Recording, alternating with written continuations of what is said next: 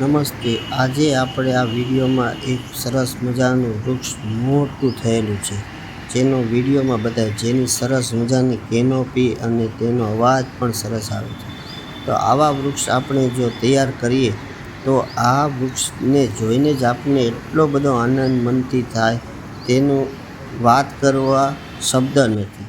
તો આજે આપ સૌ સાથે મળીને એક ચર્ચા માટે વિષય છે, આપણે એક વૃક્ષ વાવીએ તો તેનાથી શું ફાયદો થાય, તો તેના આપણે વિશે ચર્ચા કરીએ. એક વૃક્ષ વાવીએ તો આપણને 80 જેટલા પક્ષીઓ જે પ્રજાતિ લુપ્ત થતી જાય છે તેને બચાવી શકીએ. ઘરની આસપાસ જો એક વૃક્ષ સારું વાવ્યું હોય તો એસીની જરૂરિયાત ઘટી જાય છે. એસીની જરૂરિયાત ઘટશે એટલે વીજળી ઘટનું પ્રમાણ ઘટશે, જેથી આપણને ઘણા બધા ફાયદા થશે. એક વૃક્ષ બહારથી ઘોંઘાટ અંદર આવતો ઘટાડી શકે છે.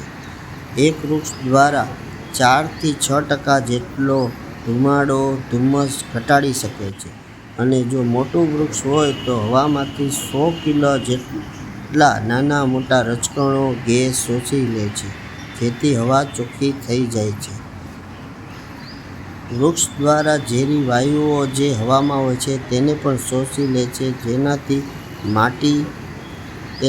માટી અને ખાતર તૈયાર થાય છે અને સારી ખેતી તૈયાર કરી શકાય છે. એક વૃક્ષની મદદથી 300 લીટર જેટલો વરસાદ પડાવી શકાય છે.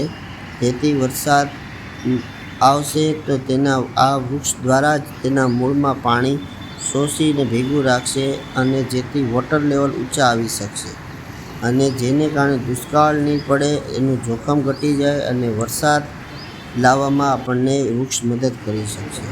વૃક્ષ દ્વારા આપણે જે ધૂળ ઉડતી હોય છે તે શોષી લે છે. ઉનાળાની સિઝનમાં એક વૃક્ષ નીચે સરેરાશ 2 ડિગ્રી જેટલો તાપમાન ઘટી જાય છે. તો આપણે તેની નીચે જવાથી ઘણા તાપમાનનો ફરક જોઈ શકીએ છીએ. એક વૃક્ષ દ્વારા ઘણો બધો ઓક્સિજન પ્રાપ્ત થઈ શકે છે.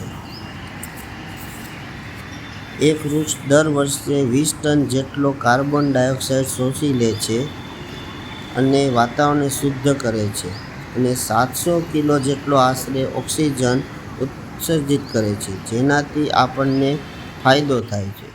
તો આવા પ્રકારના ફાયદા આપણે ગેરફાયદા જોયા, જેથી આપણે સૌ સાથે મળી જરૂર એક વૃક્ષ તો જરૂરથી આવું મોટું તૈયાર કરીએ, જેથી આપણે પર્યાવરણ માટે ઘણો સારો ફાળો આપ્યો એવું માનશું.